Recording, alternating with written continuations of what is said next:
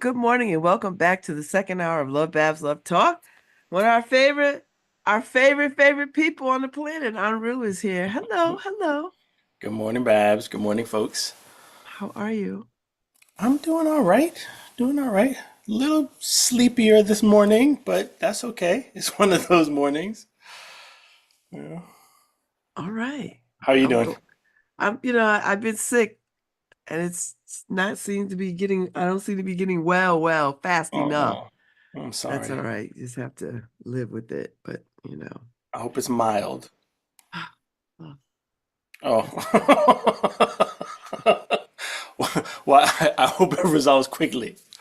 Whatever it's doing, I I hope hope it so. resolves I quickly. hope so too, because I'm tired of being sick. Mm, I'm just tired of it now. Like, oh, come on. yeah. So that's all.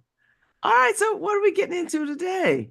Well, we This- start off with a little welcoming Of chant. course, we live for that.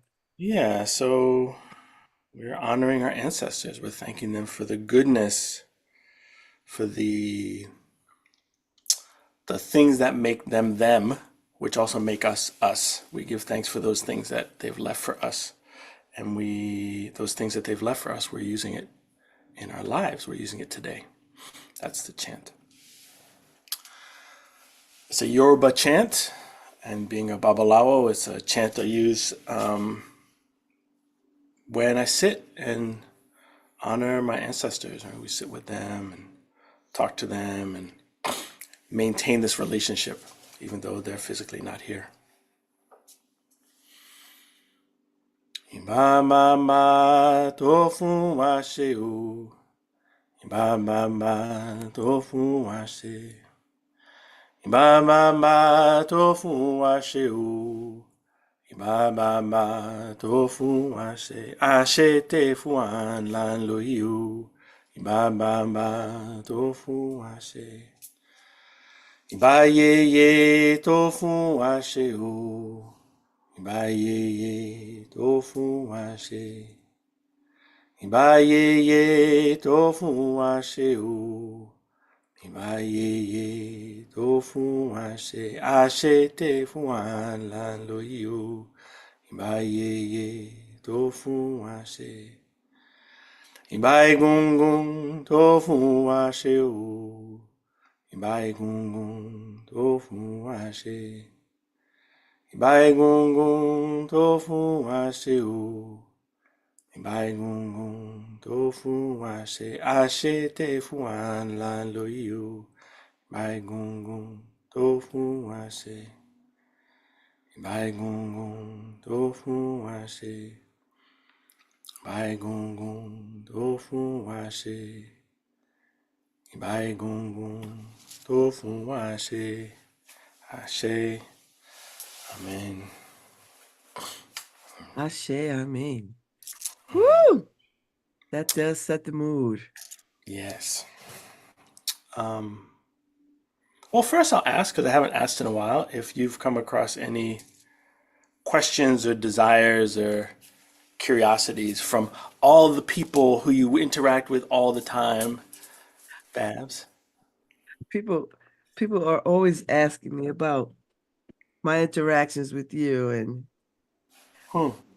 uh, how you learn what you learn, and how do they incorporate, how do they Ah. learn more, and how do they incorporate it into a religious practice that they already have. Mm-hmm. You know Right. what I mean? Like, people want to know, Yeah. can can they can they still be Christian and celebrate and seek a Yoruba teaching? Can they Hmm. learn and still believe in God? Do you know what I mean? Like, I get those kinds of. Yeah. Well, let me start with the like how I do like the how I learned, and then we'll get into this other question because I mean, number one, that question is a very particular question to the individual, right? Because what that means is really different for different folks. But I'll touch upon some elements that can come up. So I learned this tradition from teachers of it, like from people. I it turns out, luckily, a cousin of mine who I hadn't known particularly well before that, didn't have a lot of interactions with them, but her and her partner were priestesses in Boston at the time, and they had, this tradition has existed here in the United States for a very long time. It's existed in the Caribbean for a very long time, right? Because of people being kidnapped because of slavery coming over, and then kind of going underground to survive these institutions of slavery. And and so it used to be much more underground than it is now. And some of that is, I mean, for a host of reasons. One, different times, but so social media and also the stigmas are shifting, and the pushback is shifting. So I began to learn about this tradition from her and her partner. She's a Oshunkemi, is her Yoruba name, and Shangoyemi is her partner's Yoruba name. And both of them are US born people, right? So this isn't, in terms of, they were my first kind of introduction and my godparents into this tradition. So they had a spiritual house. And so I would go there and learn. It was very much a like community place, cultural center. They're very much about education. So one was a musician, and my cousin Liz Oshunkemi was a musician, and so teaching of Yoruba and Lukumi. So Lukumi is the kind of diasporic, more Africanized version of this tradition that came out of Cuba and then came into the United States via there. And so there's an interesting, you have people who are more Spanish speaking practitioners of Lukumi, and then African American practitioners of Lukumi, and others, but those are the kind of main bases. And then, so the songs that I would learn and the frameworks of understanding this culture kind of came from this kind of Lukumi base, and then became more traditional, as their teachers were either Yoruba or people from Benin, or people who were more influenced by Yoruba practices. And so it became a more kind of traditional Orisha house than Lukumi or Santari or Candomblé, the kind of diasporic aspects of that. And so I would just go there, and go there for, as we would sing, go there for worship. When elders would come and teach, I would take classes. So there's this blend of like my own practice and then learning and learning and learning. And thankfully, their viewpoint and a more traditional viewpoint is that learning is much more, there's like more promotion around learning even before you make massive commitments. And so in the diaspora, because of having to keep things secret to survive, people would often have to kind of demonstrate kind of loyalty or commitment before certain levels of learning could happen, which provided a tension, right? But thankfully for them and the elders who came, there was this understanding that the kind of basic information was much greater than what was commonly practiced here in the States and in the diaspora. And so, you would have Yoruba people who are not necessarily like, let's say, as knowledgeable or as in the kind of hierarchy of being initiated or something, who would have a lot of information. Whereas here, to have that kind of information, you would have had to make greater commitments to the religion. So all that's to say, I've studied with people and with teachers for many years. So I was apprenticing with them. So my study actually got very serious, and it was, I discovered that this was something that really resonated, and I wanted to learn more, and was more of a fundamental part of how I wanted to be living.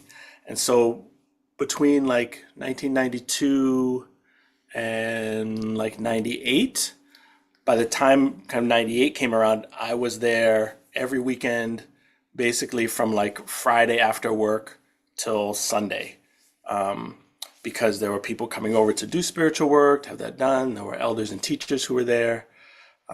and I was helping to take care of the space. So it was a very in-depth level that I was personally involved in, and developed really close relationships with my main teacher, Wande Abimbola, who is still my teacher now and whose compound I was initiated into in Nigeria in 2000. So, and my learning has continued since then. So for me in particular, right, there was very much of a deep dive into this tradition, learning some of the language, learning cosmology and theology and aspects of these divinities, the Orisha, really engaging in my own practice with my ancestors. That's a fundamental part of this tradition, learning songs and chants, learning the sacred literature, learning ritual, things like that. And so it's not to say that everybody needs to go that route, because that's challenging. But particularly in this day and age of media access to information, it's still the best way is from people. So because, just like any religion, like if I was like, I want to learn about Christianity. I want to learn what it means to be a Christian. I'm going to go on Instagram and I'm going to follow some people who seem to know what they're talking about, right? Or seem to be approaching it in a way that I like, right? Who knows what I would learn, right? Same with any religion, Islam, Judaism, Buddhism, like anything. If that's my like main way, then like really who knows how close to something I'm getting, or am I getting already something that's been mixed and blended with other things? For me in particular, learning a tradition was important because I couldn't trust that I would just like, well, how do I know I'm not just making something up? Or just like, well, this is just convenient, or it feels good, so I just want to do that. Because learning a tradition, kind of following that path, is as much about like, yes, we have to be discerning, but there's a little bit of like letting yourself to be guided by something. And so it's not always just easy and convenient. And if it means sacrificing one thing for another, right? We live in a society that doesn't really like to do that, right? And so, I became sober before I got into this tradition, and it was like, oh, for me to live well, I need to literally sacrifice the use of drugs and alcohol. It's not convenient. It's not as easy because our society is actually, the use of drugs and alcohol is fundamentally interwoven into how we relate to each other, how we deal with things. And so to do this differently means, I have to give up certain things, right? So I say that because, it's led to blessings and it's actually very easy now at this point. But there are ways that, like, if I'm going to try to live a certain way, if I'm trying to learn a certain way to live and to be and to interact with myself and other people and communities and the divine, then there's some following, some surrendering to that as well. So that was my learning, right? I think so I always encourage people to like find people who they trust or who trust enough, because there's all kinds of material out there. There's all kinds of books out there. There's all kinds of things on Instagram and social media that's out there. And you could almost pick up anything just to get some introductory sense, but I'd be very wary about like, oh, this is the way, this is what this religion is, and this is what it means. Because, it's a religion that's based on the Yoruba people and culture. That's where it originated. And then, and so that has one way of living, even today, even as it's struggled through dealing with colonialism and anti-Blackness and all kinds of things among the Yoruba people, right? And ways that Christianity and Islam have impacted it. And then you also have, well, what is it when it came over here and went to Cuba and became Lucumi and Santeria, right? Oh, different branches. Oh, Candomblé in Brazil. Oh, that's another branch. Umbanda. Oh, that's another branch. Shango Baptist. Oh, that's another branch. And so it's almost like these different branches, or if you look at like denominations, And then even within those branches, there's complexity and regionalization and distinctions, even kind of within. So within like the Lukumi community, there's not like a monolithic thing, even though there's commonalities there. And so I Hmm. say that because it's important to know where you're getting your information from, kind of which line you're getting your information, but about who these Orisha are. What does it mean to learn about them, to practice worshiping them? What does that even look like? And then also, what really do these practices mean in terms of ancestor reverence or ancestor worship? So people have different ways of doing that. So, So that's so do all you to think? say, find a person. That's easier. So, do you think you'll put a book out on this? Yes. Like who? Okay. Yes. So there's a piece that that is in the works that's about just the ways that I've understood this practice and really how to develop a practice with it. And that's from my perspective, from kind of my kind of upbringing and life and communities I've been interacting with, but we'll also include lenses and practices of other people in this tradition, and how they've come to practice this and how they've come to actually stay connected to, even really to me, the aspects of nature that are really fundamental to this, as opposed to the aspects of personification of Urisha. So that being said, some of the main hurdles that I see for people not just learning about this, but like, oh, your question of like, well, I'm a Christian, and so how does this fold into that, right? How can I fold these in and blend these or have them coexist? One of the hurdles is this piece around like, well, Yoruba and indigenous traditions in general, from a certain perspective within Christianity, are evil.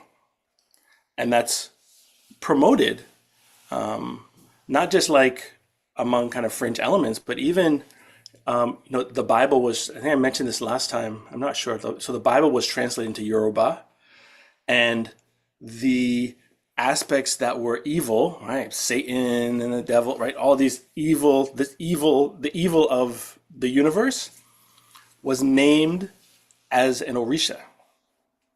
So in the translation, right? People who, oh, I'm now reading the Christian Bible in Yoruba, and they're learning that evil is synonymous with Eshu, which is the name of one of the Orisha. And so they start to learn, oh, this traditional religion is evil. And it's literally Oh, translated that, right? And so if you look at how like anti-blackness here, right? It's like, oh, what is Africa? Oh, Africa, right? This dark continent, that's the place where people are ignorant and poor and hungry, all these things, right? And backwards.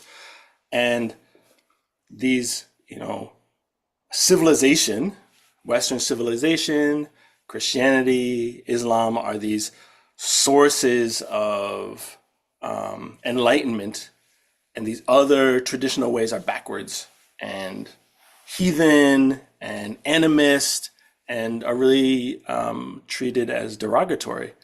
So I say that because there are a lot of people who I work with who either currently or have been who are raised Christian or Catholic, and one of the bigger hurdles is like, oh, how I'm having this experience, right? I'm working with my ancestors, or I'm beginning to pray with them, or like they come in my dreams, but the practice feels like everything I've been raised to say is evil and bad.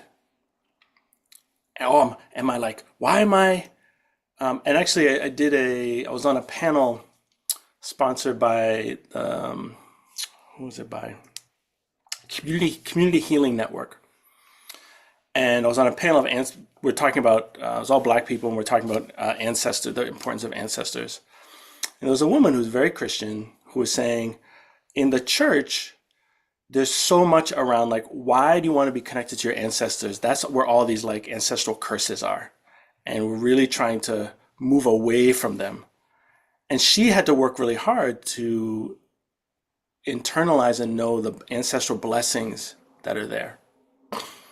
And so it's very, very often this aspect of what Yoruba practice is, which is our relationship with our ancestors, we know continues.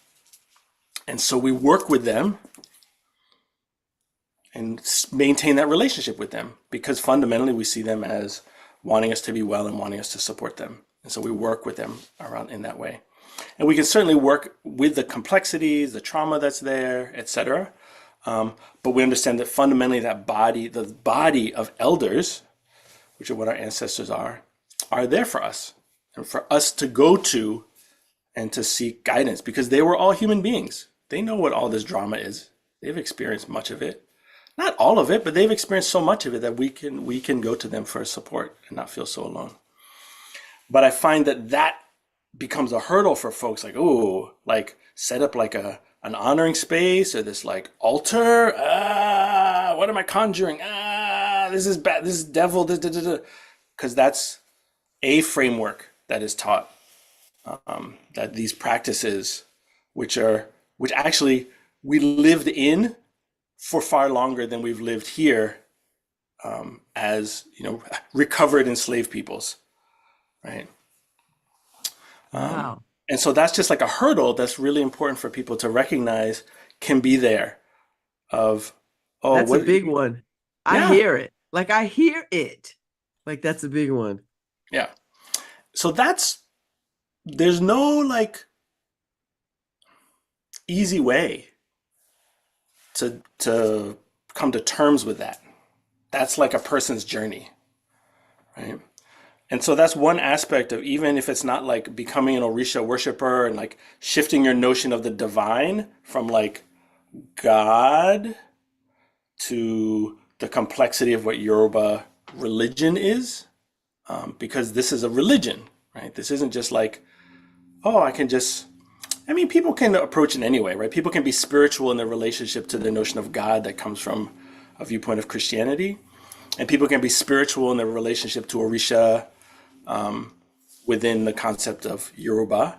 But it's also a religio-cultural body, right?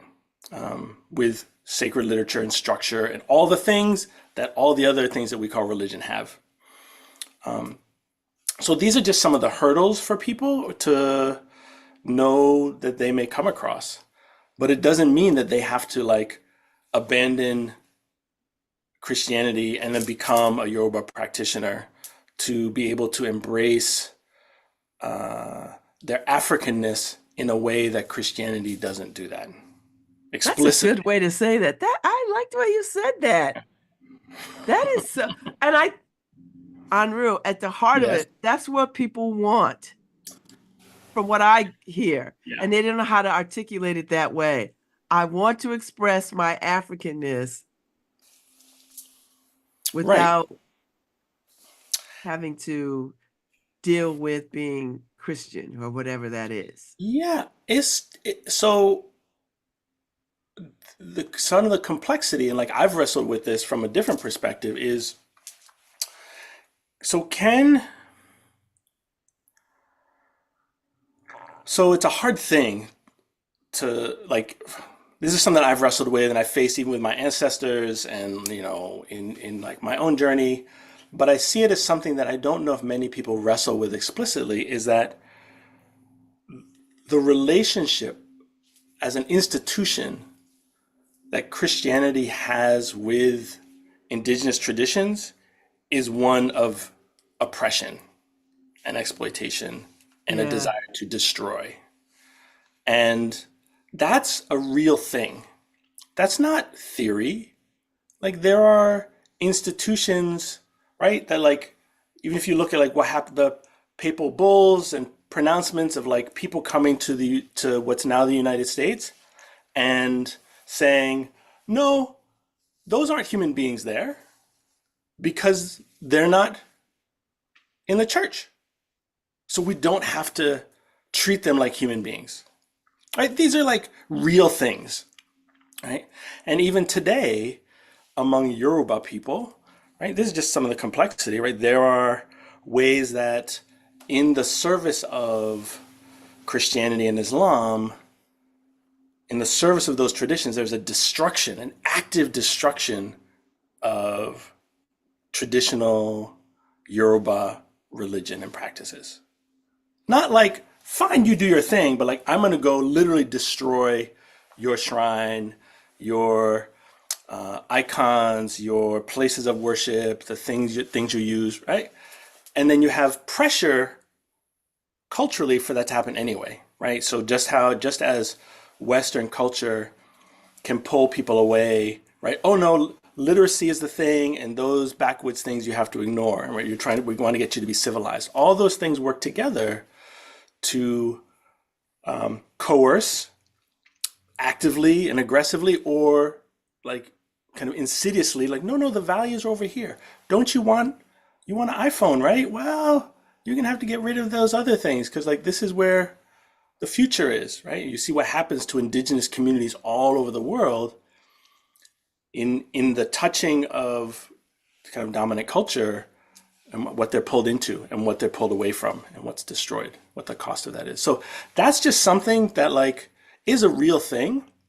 Not that everybody who's a Christian is engaged in that, but these are systems that are also at play, which are important, and which is some of where that internalization that I talked about earlier of like, oh, this is like devil worship if I go do this thing, right? People have been taught that this is evil and this is like dehuman and dehumanized and inhumane and there's nothing good there, right? And so we can then destroy it. And so that happens inside of people too, even when they're like, I know I have this feeling and like my ancestors are visiting me and this like, how do I wrestle with that? Or like, these are my people, like, because they feel that conflict. So that's not like an internal hurdle. I mean, it is an internal hurdle, but this is like the playing field that's important to recognize. So that question of like, how do I remain in my Christian identity and embrace this Africanness? I mean, there are plenty of African Christians, right? And I also I also say that because there are also ways. There are many people where it's less this or that, right? Yeah. Among the Yoruba, there are many people who are like, well, this is our culture. So I honor and recognize that even as I am, going to the church or going to the mosque.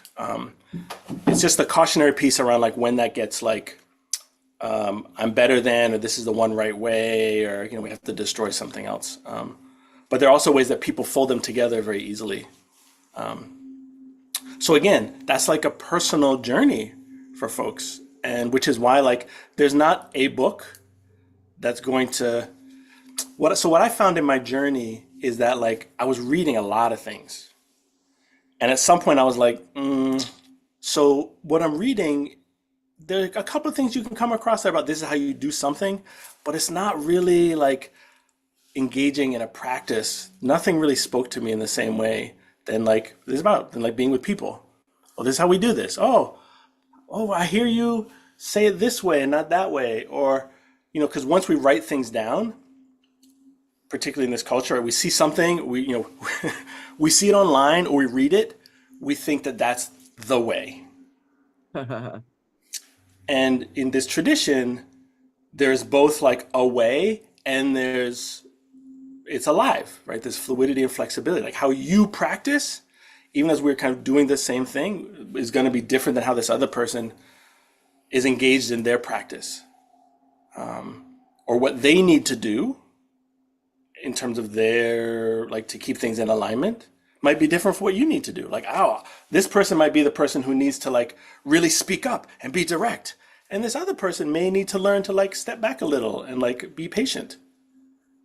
So I don't mean to say that like anything goes, because there's a core aspect of like good character and coolness and patience and being in good relationship and right relationship, even with other people. But like what one person needs to stay on their path and to be in alignment with who they are is different than what another person is. We have different destinies. We have a different life to live and path to walk. and way to live. So the book that you're writing is memoir, part memoir, part Yoruba teaching, or because Yeah, I so can't it's, imagine you could just write a book and not talk about your path. I mean, well, I guess you could, but yeah, well, what I found actually is that over the years, people are also very interested in, you know, people's particular stories. Like, how did they come about this, right? That there's teaching and learnings in that too. So, yes, there'll be things about like my own life and journey, as well as things that are about other people, like to bring in, other practitioners who I know who want to share pieces of like their journey or pieces of what their practice looks like, so that people have a range again. So it's not like, oh, this is the one right way. It's, oh, there's this cohesion and there are many ways to like find yourself and find each other and find this connection to the divine, whether you're calling that God, whether you're calling that Urisha, whatever you're calling that, like this connection to life, right? To this beautiful opportunity we have to exist. And what are ways that we can be connected to that mystery to guide us, to support us, right? To, when things seem bleak and impossible, that things are still there and we can still trust it and rely on it. Ways that we can find celebration, that's all important, right? And so, like I often say, people really feel free to reach out to me. My email is enroue at healingandliberation.com, ENROUE at healing, spell it out, and liberation, all one thing.com. Just send me an email. I mean, this is one of the things I do, particularly since I closed the therapy part of my practice, is work with people about what a practice looks like for them. Whether it's centered around like ancestor work, whether they really want to learn about Orisha, be Orisha practitioners, right? Engaged in that. I work with people sometimes just one time. They have some questions. I give them offer whatever I can, sometimes ongoing. So, I mean, if you can find anything in terms of like writings by Wande, Wande, last name Abimbola, Abimbola. That's my teacher. Anything by him is going to be wonderful. Or things that he's referenced in, there's some academic things out there because he's also been an academic. It's kind of being on this journey of exploration. Or if people want to reach out to me, I can give them a little bit more information. But again, learning it from people is best in this day and age. It's harder because more people just want to I just want to get on my phone or my device and look something up on my own and make my own decision. And there are some people and places out there where you can do that, but it's very hard to discern what's legit and what's not. How you're going to be met where you are. So that's the dilemma of traditional systems in this day and age. Is it requires people coming to people and asking, right? It's not an elder's job to go run around and just tell everybody what they think they need other people should be doing, right? That can happen, right? But it's more about people coming to them saying, I need some guidance, which means a certain level of courage and humility, which are things not cultivated in this culture, right? mm, We have to kind of find our way back to and say, oh, it's okay. It's okay to not have it all figured out and to want to know. all right. And So that's what led me, I'll make right? sure I go back in on our internet sites and drop in your email, right, in Yeah. places so that Yeah. people can find you, but it may not. Make it easy. Yeah. Make it easy. So, thank you, Enroue. Thank you, Babz. I hope you feel better. I hope I do too. God knows. Pray for me. Pray to Uh, the I will. Pray to the Orisha of good health. Yeah. Who is that? Well, they all help in healing. Okay, well, pray to them all. I'll pray to them all. Well, pray for your health and well-being. I pray that you feel better, you recover gently and quickly. Yes. Gently Yeah. and quickly. And may you feel all the love that you pour out in the world. May you feel that love from your ancestors, from your God, from all the blessed beings around you. May you feel comforted and may you feel well.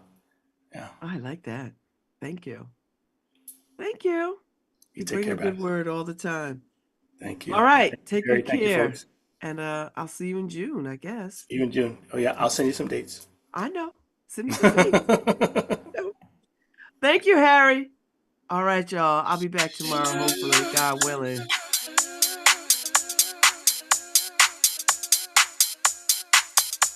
Mm.